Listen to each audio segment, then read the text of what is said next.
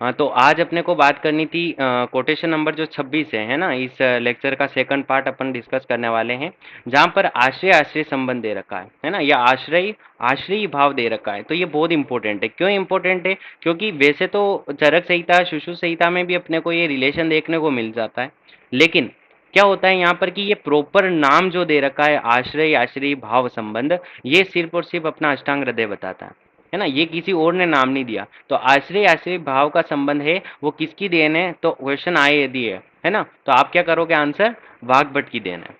ठीक है, फिर चलते हैं अपन इसमें क्या होता है। तो कोटेशन नंबर 26 में देखें, तत्र स्थापी स्थितो वायु पित्तम तु स्वेदो रखते हो। क्या बोल रहा है यहाँ पर? तीन रिलेशन बता रहा है। पहले अपन रिलेशन की बात करें तो क्या है, आश्रय किसे कहते हैं और आश्रयी किसे कहते हैं, इसे समझे। तो देखो, एक घर है ना, एक मकान जहाँ पर अपन रेंटर से रह रहे हैं, तो उस मकान को अपन मान सकते हैं आश्रय। लेकिन जो अपन किराएदार जो हैं अपन, है ना, जो अपन उसमें रह रहे हैं, वो कौन हो गए? आश्रय। तो आश्रय कौन हो गया? जो उस आश्रय के अंदर रहने वाला है ना, वो कौन होता है? आश्रय हो गया। लेकिन जो आश्रय को आश्रय प्रदान करने वाला है वो कौन होता है? तो वो आश्रय होता है। तो इसी तरह अपनी धातुएं या मल है वो क्या करती हैं? आश्रय का काम करती है। जबकि अपने वात पित्त कफ तीन दोष हैं वो क्या होते हैं? आश्रय होते हैं, निवास करते हैं उसके अंदर। ठीक है, तो ये चीज आपको समझनी है। फिर अपन तीन चीजें देखते हैं, वात पित्त और कफ, है ना, वात पित्त और कफ चीजें देखें। तो वात पित्त कफ में अपन बात करें तो यहाँ पर वात के साथ कौन है? अस्थि। लेकिन ध्यान रखना, ये अस्थि लिख रखा है तो इसमें इनवर्सली कर लेना, है ना। मैं क्यों बता रहा हूँ इसको भी अपन समझेंगे। इनवर्सली होता है ना। इनवर्सली मतलब कि अस्थि यदि अपन बढ़ाने वाले जो द्रव्य हैं, है ना, अस्थि को बढ़ाने वाले, वो अपन यदि देते हैं तो उससे क्या होगा? वात कम होती है। और यदि वात को बढ़ाने वाली चीजें दूंगा मैं तो उससे क्या होगा? अस्थि कम होगी। अभी क्यों होता है इसका भी अपन रीजन अभी देखने वाले हैं, लेकिन पहले अपन एक बार देख लें आश्रय आश्रय संबंध में है क्या। फिर पित्त की बात करूं तो पित्त किस में रहता है? रक्त और श्वेत में। धातु कौन सी हो गई? रक्त। और मल की बात करूं तो कौन सा? श्वेत। ठीक है, तो ये पित्त की हो गया। फिर मैं बात करूं जो शेष धातुएं बच गई, कौन सी बच गई? रस बच गया, मांस हो गया, मेद हो गया, मज्जा हो गया और शुक्र। ये जो धातुएं बची उसमें कफ होता है। और मल कौन से बच गए? दो मल बच गए। तीन मल थे तो उसमें से एक स्वेद ले लिया तो कितने बच गए? दो और बचे, जो कि मूत्र और पुरुष है ना। इनमें क्या रहता है? कप रहता है। ठीक है, तो ये चीज को ध्यान रखना आप। कप कहाँ पर है? जो शेष धातु है रक्त और मल जो शेष बचे हैं श्वेत को छोड़कर, उनमें कफ रहता है। जबकि अपन पित्त की बात करें रक्त और श्वेत में रहता है, और अस्थि की बात करें वो वात रहती है उसके अंदर। ठीक है, ये चीज यहाँ तक कॉन्सेप्ट ध्यान रखना है, पकड़ के रखना। अब अपन इसके अंदर की बात करें श्लोक में। श्लोक क्या बोलता है? 26, 27, 28 श्लोक की बात करूं तो अस्थि में वायु आश्रित रहती है, पित्त में स्वेद और रक्त तथा श्लेष्म, श्लेष्म की बात करूं, कप की बात करूं तो वो किसमें? मलों में। जो शेष धातु है वो और मल जो बच गए उनमें रहती है। ठीक है, ये अपन अभी बात, लेकिन इसलिए इनके परस्पर आश्रय आश्रय संबंध है। ये जो वर्ड आया है वो ओनली फॉर अपने अष्टांग हृदय में आया। ठीक है, तो इसीलिए क्वेश्चन आता है आश्रय आश्रय भाव का संबंध है वो किसकी देन मानी जाती है? तो अपने वाग्भट की देन मानी जाती है। और कौन से चैप्टर में वर्णन आया है? तो दोष आदि अध्याय में वर्णन 11 चैप्टर में आया है। ठीक है, सूत्र स्थान, जिसके कारण जो औषध एक को बढ़ाती है या दूसरे को घटाती है, तो उससे जो अपन एक चीज बढ़ा रहे हैं, मान लो रक्त को मैं बढ़ाता हूँ, रक्तवर्धक आहार विहार करवा रहा हूँ मैं, है ना, तो उससे पित्त भी बढ़ेगा। और पित्तवर्धक आहार विहार यदि मैं करता हूँ तो उससे रक्त भी बढ़ेगा, है ना। इनमें डायरेक्टली प्रोपोर्शनल है। बट अस्थि और वात में जो इनवर्सली है। ठीक है, और ये शेष धातुएं जो हैं, अपन रस और जो मलों की बात करें तो इसमें भी यदि इनको बढ़ाने वाली चीज दूंगा तो उससे कब बढ़ेगा, और कब को बढ़ाने वाली चीजें यदि मैं आहार विहार में लेता हूं तो उससे रस मांस और मेद, ये जो धातुएं हैं, उनकी भी वृद्धि होती है। ठीक है, अब देखो, अब चीज को समझना।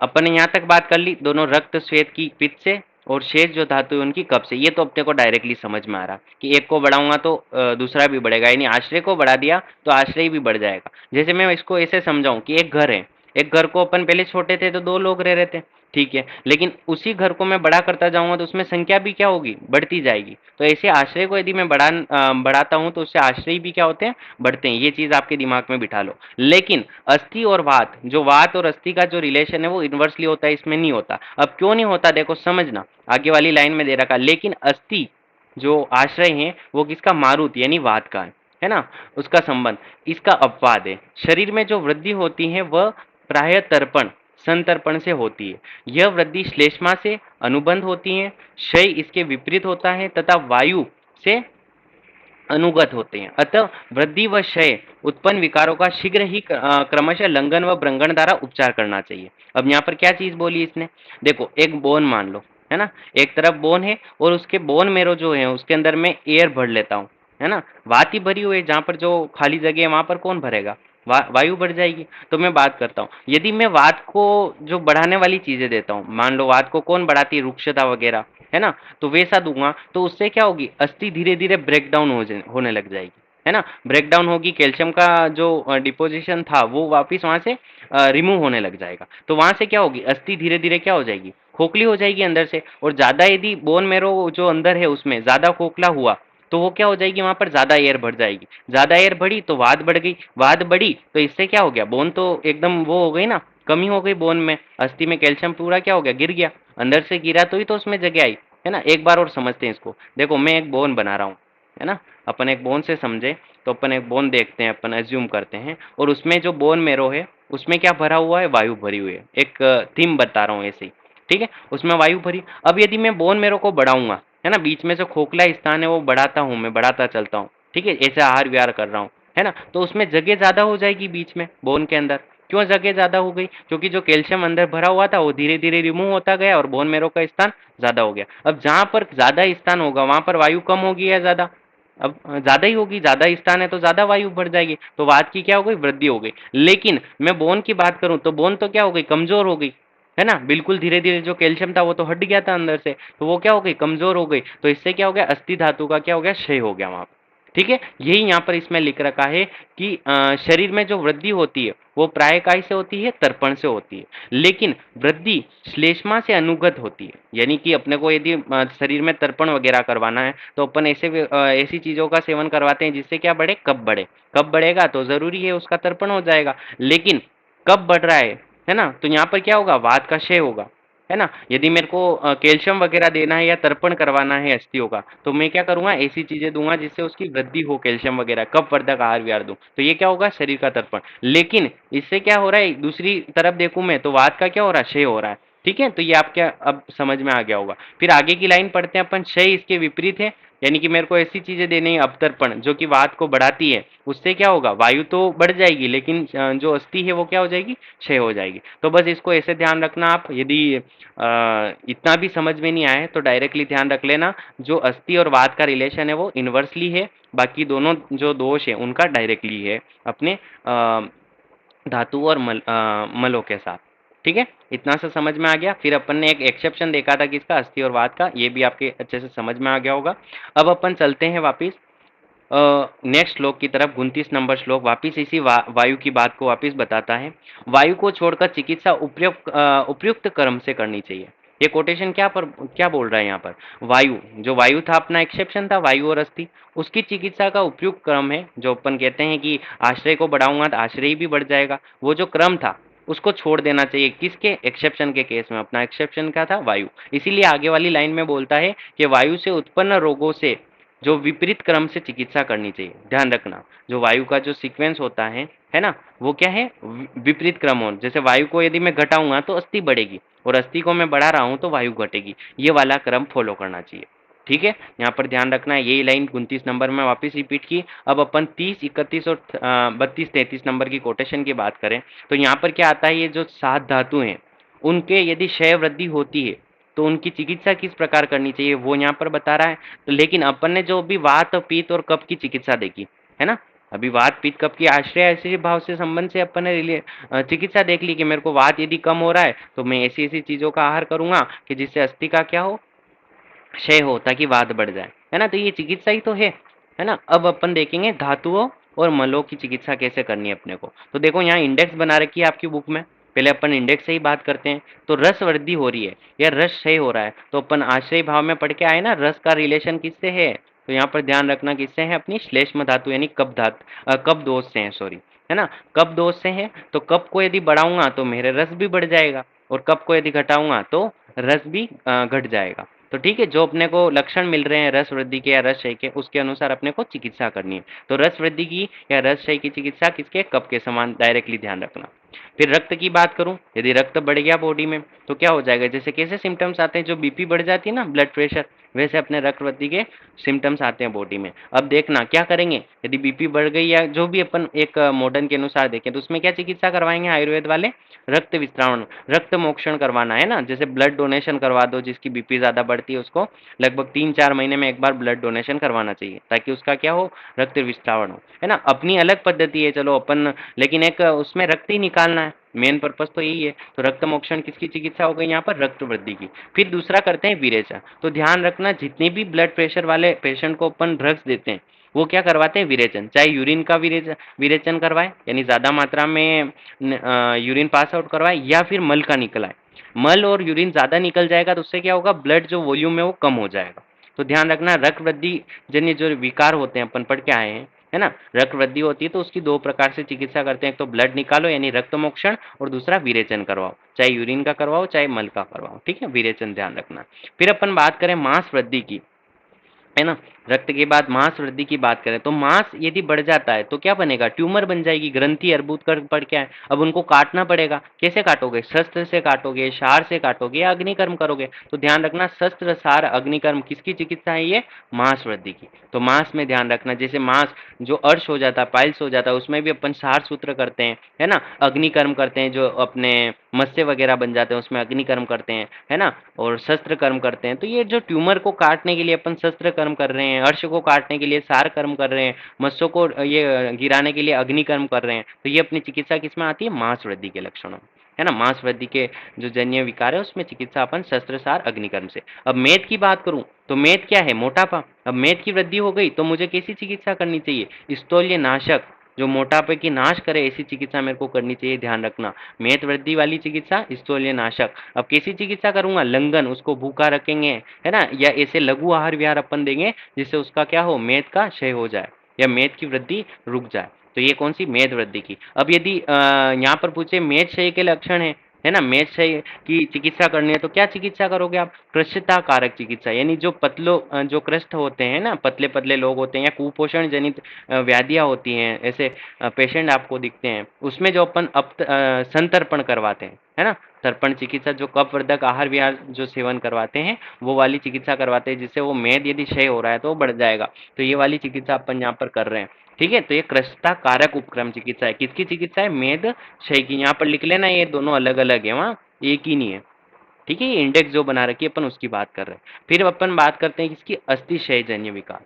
अस्थि की बात करूं, अस्थि क्षय हो गया तो क्या चिकित्सा करेंगे, शीत, क्षीर माने दूध, घृत माने घी, क्षीर और घृत का सेवन करवाओ, जिससे क्या होगा, अस्थि उसमें बढ़ जाएगी। और तिक्त रस युक्त बस्ती देनी है, कौन सी, तिक्त रस युक्त बस्ती। और श्लोक में यदि बात करें अपन तो वहां दे रखा क्षीर घृतेसु तिक्त संयुक्त बस्ते, है ना, कौन सी बस्ती, क्षीर और घृत से युक्त या तिक्त रस से युक्त बस्ती देनी चाहिए, ठीक है। तो बस्ती वाली चिकित्सा किसमें बताता है, तो अस्थि में बताता है, बस्ती वाली चिकित्सा, ध्यान रखना इस चीज को। तिक्त रस से युक्त बस्ती चिकित्सा अपन अस्थि क्षयजन्य विकारों में देते हैं। फिर बात करें अपन मलों की, बात करें यहाँ से तो मल कौन से, पुरुष, पुरुष यानी मल, मल यदि वृद्धि हो गई, है ना, तो कैसी चिकित्सा करेंगे, अतिसार नाशक चिकित्सा। जैसे लूज मोशन ज्यादा होते हैं, क्यों हो रहे हैं, मल बढ़ रहा है बॉडी में, तो बॉडी क्या कर रही है, फिजियोलॉजी मेंटेन करने के लिए मल को बाहर निकाल रही है, तो इससे क्या, जो दस्ते लग जाती है अपने को, वो पुरुष वृद्धि जन्य विकार होते हैं। तो उसमें कैसी चिकित्सा करेंगे, अतिसार नाशक चिकित्सा अपने को करनी। लेकिन यदि पुरुष का क्षय हो जाए, मल का क्षय हो जाए, तो कैसी चिकित्सा, मेष आज्य मध्य, यानी कैसा मांस खाना है अपने को, मेष यानी भेड़, या अज, अज माने बकरी, बकरी के जो मध्य वाला पार्ट होता है ना, उसकी अपने को, उसका जो मांस होता है उसकी चिकित्सा में यूज करते हैं, ठीक है। लेकिन ये ध्यान रखना है, क्वेश्चन आया भी हुआ है ऑब्जेक्टिव में कि मेष और बकरी या भेड़ और बकरी के बीच का जो मांस होता है वो किसमें चिकित्सा प्रयुक्त किया जाता है, तो पुरुष है जन्य विकारों में। इस चीज को आपको ध्यान रखना है, हाईलाइट करना है। फिर अपन यदि पुरुष या मल यदि कम आता है तो अपन कुल मांस या मांस, जो उड़द की दाल होती है ना, दो प्रकार की उड़द होती है, उनका सेवन करवाते हैं, पेशेंट को देते हैं, जिससे मल बढ़ जाता है। तो ये तो अपने को याद रह जाएगा, मांस दो या कुल मांस करके। तो मांस का तो यूज ही मल को बढ़ाने में, लेकिन ध्यान रखना, मेष यानी भेड़ और बकरी का जो मध्य का मांस होता है उसका यूज किसमें करते हैं, पुरुषय जन्य विकारों में। फिर अपन बात करें मूत्र की, तो मूत्र वृद्धि हो रही है तो कौन सी चिकित्सा, प्रमेय नाशक, है ना। प्रमेह जो डायबिटिक होती है उन उन पेशेंटों को क्या होता है, यूरिन ज़्यादा मात्रा में आता है, तो ऐसी चिकित्सा अपने को करनी है किसमें, मूत्रवृद्धि में। जबकि मूत्रशय की बात करें तो मूत्रकृच्छ नाशक चिकित्सा अपने को करनी है। मूत्रकृच्छ क्या होता है, जिसमें मूत्र क्या है, कठिनता से आए, वैसी चिकित्सा अपने को करनी है, उसका नाश हो जाए, ऐसी चिकित्सा अपने को मूत्रशय में करना। अब मूत्र कठिनता से ही तो आ रहा है, मूत्र आ ही नहीं रहा, क्षय हो गया, तो कठिनता से आ रहा था, ऐसी चिकित्सा क्या देंगे, जो मूत्र को बढ़ा दे। तो मूत्रकृच्छ नाशक क्रिया अपने को करते हैं मूत्रशयजन्य विकारों में। यदि मैं पसीने श्वेत की बात करूं तो श्वेत-शयजन्य विकारों में क्या करवाएंगे, पसीना लाने के लिए व्यायाम करवाएंगे, अभ्यंग करवाएंगे, स्वेदन करवाएंगे और मद्य यानी कि उसको वाइन ड्रिंकिंग करवाएंगे सबसे ज्यादा। ठीक है, जिससे क्या होगा, मद्य क्या होता है, उष्ण गुण का होता है, तो क्या लाएगा, पसीना ले आएगा वो बॉडी में। इसीलिए व्यायाम, अभ्यंग, स्वेदन, मद्य किसकी चिकित्सा है, तो श्वेत-शयजन्य विकारों की चिकित्सा है। तो आपको चिकित्सा यहाँ से समझ में आई होगी। यदि श्लोक में आप याद करो तो शस्त्र सार अग्निकर्म करके दे देता है, वो किसकी चिकित्सा है, तो मांस वृद्धि की। 31 नंबर में शीर गतेषु तिक्त संयुक्त बस्ती भी, ये किसकी चिकित्सा है, तो ध्यान रखना अस्थि की चिकित्सा है। मेज अज मध्य जो मांस होता है वो किसमें चिकित्सा है, तो मल के क्षय की चिकित्सा है ना। ये चीज को ध्यान रखना आपको, बस ये 3 चीजें तो आपको ऑप्शन में मिल सकती है, लेकिन ये यदि 5 नंबर का क्वेश्चन पूछ ले कि धातुओं और मलों और दोषों की जो क्षय वृद्धि है उनके चिकित्सा समझाओ, तो ये आपको याद होना चाहिए। फिर अपन बात करें अग्नि का, 34 नंबर थोड़ा इंपॉर्टेंट है, कोटेशन नहीं, ये कॉन्सेप्ट थोड़ा इंपॉर्टेंट है यहाँ पर। अग्नि का कार्य क्या होता है, अपनी बॉडी में अग्नि क्या कर्म करती है, तो मैं बात करूं अग्नि क्या काम कर रही है यहाँ पर, तो अपन देखते हैं अग्नि क्या काम करती है ना, पकाने का काम करती है। चाहे घर के अपने शरीर के बाहर हो तो भोजन को पकाती है, और शरीर के अंदर है तो जो भोजन खाया है उसको पकाएगी। ठीक है, अब देखो क्या है, अपने स्थान में स्थित जो जठराग्नि है, काया अग्नि किसको कहते हैं, जठराग्नि को कहते हैं। जठराग्नि के अंश धातुओं में संशय प्राप्त करते हैं, धातुओं में आश्रय प्राप्त कर लिया।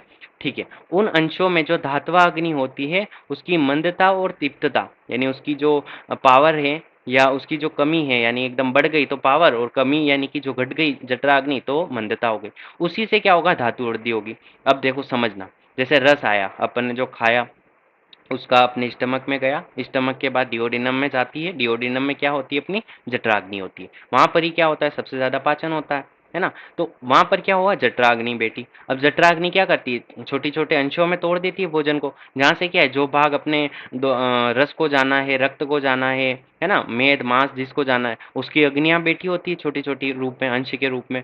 जैसे कि रस को जा रहा है तो रसाग्नि, रक्त को जा रहा है तो रक्ताग्नि, है ना, इस प्रकार से। तो यदि मेरे रसाग्नि ज्यादा है तो मेरी बॉडी में कौन सी धातु ज्यादा बनेगी, रस धातु ज्यादा बनेगी। और मेरी बॉडी में यदि रक्त अग्नि ज्यादा डोमिनेंसी में है या प्रभावित हो रही है ना, तीव्र रूप में है, तो वो कौन सा, रक्त धातु को ज्यादा बढ़ाएगी। तो यही तो चीज बता रही है, और घट गई तो रक्त धातु की कमी कर देगी। तो यही है, आगे बता रहा है, अंशों में जो धातवा अग्नियां होती हैं उसकी मंदता और दीप्तता के क्रमशः धातु वृद्धि होती है ना। यदि दीप्त है तो धातु की वृद्धि होगी, और यदि मंद है तो धातु का क्षय होगा। पूर्व धातु का स्वयं बढ़ने पर अग्रिम धातु को बढ़ाता है। जैसे मान लो रस बढ़ गया तो रक्त को भी बढ़ाएगा, रक्त बढ़ गया तो मांस को भी बढ़ाएगा, मांस बढ़ गया तो मेद को, ऐसे क्रम अनुसार अग्नि धातु जो आगे वाली धातु होती है नेक्स्ट, है ना, क्रम के अनुसार उन धातुओं को भी क्या करती है, बढ़ाती है। या फिर कमी हो गई, रस की कमी हो गई तो आगे वाली धातु भी क्या हो जाएगी, कमी हो जाएगी। तो ये यहाँ पर समझा रहा है अग्नि के रूप में। ठीक है, तो ये जो आंसर था उस बालक ने पूछा था एक ने, कि जो रस धातु का किससे संबंधित है ना, वहां पर बात नहीं था, ये इसलिए नहीं था। ठीक है, फिर चलें अपन 35-36 नंबर कोटेशन में चले, रोग उत्पत्ति का क्रम, है ना। रोग उत्पत्ति का जो क्रम होता है, 2 मिनट लिया। अब अपन बात करते हैं किसकी, रोग उत्पत्ति का क्रम। अब अपन ने रोग उत्पत्ति का क्रम अपन देख रहे हैं यहाँ पर, तो रोग उत्पत्ति कैसे होती है, रोग का जैसे अपन निदान सेवन करते हैं, निदान सेवन करते हैं तो अपन दोष क्या होते हैं, दोष अपने वो हो जाते हैं, डिस्टर्ब हो जाते हैं, डिस्टर्ब हो गए तो क्या करेंगे, अपनी धातु को दूषित करेंगे, और धातु को दूषित करने के बाद मलों को दूषित करने के बाद क्या होगा, अपने रोग उत्पन्न होगा, वहां पर लक्षण आएंगे। तो देखो क्या बोल रहा है, रोग उत्पत्ति का क्रम जो है 35 और 36 नंबर आप श्लोक में देखना, कि मधुर आदि जो रस है से दूषित दोष होते हैं। तो जो रसों का सेवन किया, अब जो आहार विहार अपन कर रहे हैं, है ना, आहार जो करते हैं वो रस से ही होता है, मधुर अम्ल लवण कटु तीखे कषाय रस होते हैं। तो उससे क्या हुआ, अपने दोष को दूषित कर दिया। अब दोष दूषित हो गए तो किसको दूषित करेंगे, धातुओं को दूषित करेंगे। ठीक है, अब धातु दूषित हो गई अब क्या होगा, मल बचे तो मल को दूषित कर दिया। ये सीक्वेंस ध्यान रखना है, क्रम ध्यान रखना कि सबसे पहले रस आए, रसों ने क्या किया, आपने दोषों को दूषित कर दिया, दोष को दूषित करने के बाद धातुओं को दूषित कर दिया, फिर क्या होगा, मलों को दूषित करेगा। ठीक है, अब क्या होगा, दूषित मल जहाँ पर निवास करते हैं उनको क्या बोलते हैं, मल आयन बोलते हैं। ठीक है, मल आयन बोलते हैं, मल आयन, आयन मतलब जहाँ पर निवास करते हैं, कौन, मल निवास करते हैं, इसको मल आयन बोलते हैं, उनको दूषित करेगा। अब मल आयन कितने होते हैं, तो 9 होते हैं, अपन ने चरक में देखा था। 2 तो कहाँ होते हैं, अधभाग में, जैसे मल मार्ग और मूत्र मार्ग। फिर 7 कहाँ पर होते हैं, शीर प्रदेश में, 2 कान, 2 नेत्र, 2 नासिका और 1 मुख। फिर एक क्या होता है, श्वेत। इस प्रकार से टोटल 10 हो जाते हैं, लेकिन एक क्वेश्चन आते हैं ऑब्जेक्टिव में, मल आयन की संख्या है तो 9 आपको करके आना है। ठीक है, तो ये मल आयन होते हैं, उनको दूषित करते हैं, और वहाँ के जो रोग होते हैं मल आयन के, जैसे कान के हैं तो कर्ण रोग हो जाएंगे, मुख के हैं तो मुख रोग हो जाएंगे, सिर के हैं तो सिर रोग हो जाएंगे। उस प्रकार से अपने रोग उत्पन्न होता है। तो ये पूछ सकता है, रोग उत्पत्ति का क्रम समझाओ, है ना। दोषों को समझाते हुए रोग उत्पत्ति का क्रम समझाओ, तो आपको समझाना पड़ेगा, एक एरो डायग्राम में बताओगे इसको तो बहुत अच्छा इफेक्ट पड़ेगा यूजी में।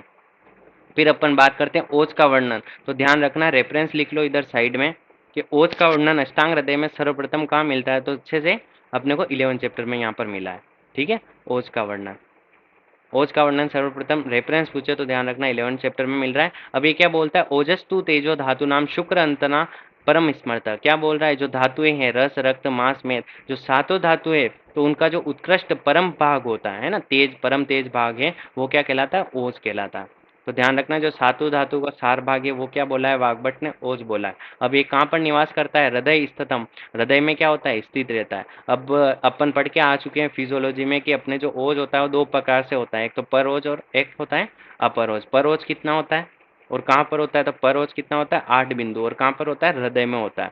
और अपर ओज कितना होता है, अर्धांजलि होता है, और कहाँ पर होता है, सर्व शरीर में होता है। तो अपने जो ओज के क्षय वृद्धि के लक्षण पढ़ेंगे, तो वो कौन से ओज के लक्षण पढ़ेंगे, अपन अपर ओज के पढ़ेंगे, क्योंकि पर ओज एक भी बिंदु कम हुआ तो अपनी मृत्यु हो जाती है, इसलिए पर ओज की तो बात ही नहीं करनी क्षय वृद्धि में, है ना। ये तो जितना है उतना ही रहना चाहिए, इसके क्षय होते ही तो मृत्यु होनी फिक्स है ना। तो इसलिए जब अपन क्षय वृद्धि के अभी नेक्स्ट देखेंगे तो वो लक्षण किसके, अपरोज के होंगे। तो इसीलिए बोल रहा है वाग्भट के हृदय में स्थित रहता है, तो कौन सा, परोज की बात। संपूर्ण शरीर में भी व्याप्त होता है, ये कौन सी लाइन आ गई, अपरोज के लिए। देह की स्थिति को निबंधन करने वाला होता है, जीवन को बनाए रखने वाला। अब जीवन को क्या बनाए, जीवन को ओज ही तो बना के रखता है, यदि कितना जीना है, ये सारी क्रियाएं किसके हाथ में होती है, तो अपने ओज के हाथ में होती है ना। इसके लक्षण बोले हैं तो ये वाली लाइन याद रखना छोटी सी, स्निग्धम सोमात्मकम शुद्धतम ईषद लोहित पीष्ट। ये लाइन पूछ देता है किसने लक्षण बताया, किसका लक्षण है, वाग्भट का। ईषद लोहित पीतकम, यानी कि थोड़ा सा, ईषद मतलब थोड़ा सा, लोहित यानी कि कैसा रंग होगा, लोहित मतलब लाल, पीत मतलब पीला। कैसा रंग होता है, देखो जो अपना ओज है उसका रंग भी बता दिया, लाल और पीला वर्ण का होता है। तो ईषद लोहित पीतकम आपको ऑब्जेक्टिव में क्वेश्चन मिल सकता है, किस आचार्य ने बताया है, तो वाग्भट ने बताया। और कैसा, स्निग्ध तो हो गई सही, कप के समान लक्षण होते हैं थोड़े बहुत ओज के, है ना। सोम युक्त, थोड़ा शीतल होता है, ठीक है, सौम्य गुण का होता है, शुद्ध रूप में होता है, किंचित थोड़ा लाल पीला होता है। अब जिसके नाश से प्रनाशे नियंतम नाशो, जिसके नाश से क्या हो जाए, शरीर का निश्चित रूप से जिसका नाश हो जाए, मृत्यु हो जाए। यस्मिन तिष्ठन्ति तिष्ठन्ति, यानी जिसके रहने पर जीवन स्थित रहता है, ये ऐसा कौन है, ओज है। ठीक है, जिसके देह में आश्रित विभिन्न भाव उत्पन्न करते हैं, अपनी बॉडी में अलग अलग भाव को उत्पन्न करते हैं। तो यहाँ पर ओज समझ में आया, ओज के लक्षण समझ में आया, ओज के भेद अपन ने फिजियोलॉजी में जो चरक की बात की थी वहाँ पर भी अपन ने ओज देखा था, तो वहाँ से अपन भेद भी लिख सकते हैं। यदि ओज का आपके चरक या अष्टांग में क्वेश्चन आए तो यहाँ से आपको। अब इसकी क्षय वृद्धि के लक्षण बता रहा, ओज के क्षय हो जाए तो कौन से लक्षण आएंगे, तो देखो थोड़े बहुत जो कफ क्षय के लक्षण है वैसे भी आपको मिलेगा। कफ क्षय हो रहा है तो वात बढ़ेगी, और वात बढ़ती है तो क्या आता है, इंसान को क्रोध आता है, भूख लगती है, चिंता होती है, शोक होता है, श्रम आदि जो ओज क्षय के लक्षण है। तो ये ध्यान रखना, क्रोध, क्षुधा यानी भूख, चिंता, शोक, श्रम आदि से ओज का क्षय अपने को ज्ञात करना चाहिए। ओज क्षय में व्यक्ति डरता है ना, व्यक्ति यदि डर लग रहा है किसी व्यक्ति को तो उसमें ओज क्षय है। यदि वो बल हानि हो रही है तो ओज क्षय मानना चाहिए। बार बार यदि वो चिंता कर रहा है, हेडेक यदि उसको होता है, बार बार हर एक किसी भी चीज़ की चिंता करने लग जाता है तो उसमें ओज क्षय है। इंद्रियों व्यवस्थित जो इंद्रियाँ है उसकी अव्यवस्थित रहती है ना? सम्यक रूप से जो विषय को ग्रहण करना है वो ग्रहण नहीं कर पाती। कांति उसकी विकृत, जो ग्लोनेस है चेहरे की वो चली जाती है जब ओज क्षय होता है। मन क्या होता है? व्यवस्थित नहीं होता, जिस चीज़ में मन लगना चाहिए उसमें नहीं लगता। क्यों? क्योंकि ओज क्षय हो गया है।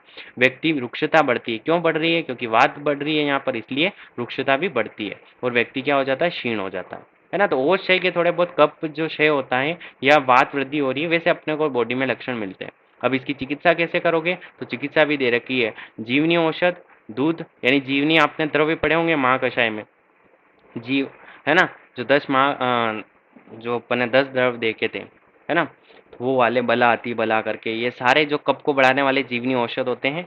दूध ले लिया, दूध भी क्या करता है? कफ को बढ़ाता है और अपने जो ओज को भी बढ़ाएगा। और मांस रस होता है, सभी मांस का वर्णन किया गया है, चाहे सुअर वगैरह, वो सारे श्रेष्ठ होते हैं किसको बढ़ाने में? ओज को बढ़ाने में। इसलिए जब ओज से होता है तो अपन कौन से जीवनी औषध, दूध और मांस रस से चिकित्सा करते हैं। अब बात करूं मैं 41 नंबर ओज वृद्धि के लक्षण की, है ना, जो श्लोक है वहां पर दे रखा, ओजो वृद्ध ही देहस्य तुष्टि पुष्टि बलोदय। क्या बोल रहा है? शरीर की जो तुष्टि होती है, यानी अत्यधिक हर्ष संतोष जो क्रियाएं होती है, या पोषण, शरीर की पुष्टि जो होती है, या बल की अभिवृद्धि हो रही है, वो किसके कारण हो रही है?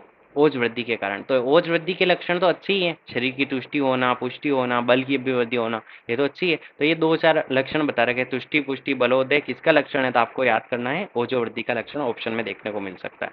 अब मैं बात करूं वृद्धि क्षय, यहाँ पर एक 42-43 नंबर का जो श्लोक है वहां पर दे रखा, वृद्धि क्षय यानी वृद्धि हो रही है, तो आपको कैसे लक्षण आएंगे अपने पेशेंट में, कैसे देखने को मिलेगा?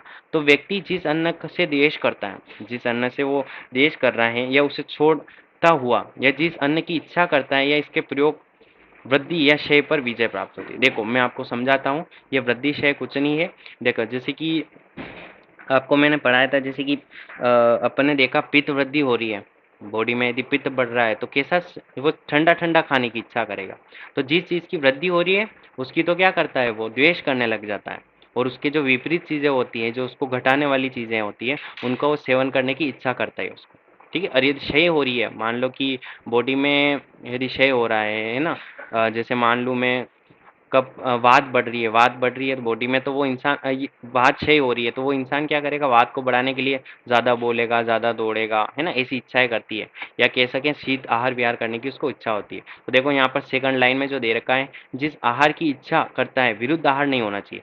जिस आहार की यदि वो इच्छा कर रहा है तो वो विरुद्ध नहीं होना चाहिए। जैसे जैसे अपन शहद और घृत को दोनों को समान मात्रा में मिलाते हैं तो वो विरुद्ध हो जाता है, विष के समान काम करता है। तो ऐसा ऐसी इच्छा नहीं करेगा वो भोजन जो मांग रहा है वो विरुद्ध हो, तो विरुद्ध नहीं होना चाहिए। क्योंकि दोष यदि वृद्ध होते हैं यानी बढ़ते हैं तो अपने विपरीत गुणों वाले आहार की अधिक रुचि उत्पन्न करते हैं। ये बात आपके समझ में आ गई? यदि दोष क्षीण होते हैं तो अपने समान गुण वाले, है ना, यदि कम हो गए तो समान गुणों वाले आहार की अधिक इच्छा करेंगे। अज्ञानी लोग इसे नहीं पहचान पाते, यानी कि जो जिस डॉक्टर ने अच्छे से नहीं पढ़ा है वात पित्त कफ के लक्षण, है ना, या अपन कह सकते धातु क्षय वृद्धि के लक्षण, या आयुर्वेदिक को अच्छे से नहीं पढ़ता है तो वो क्या होता है?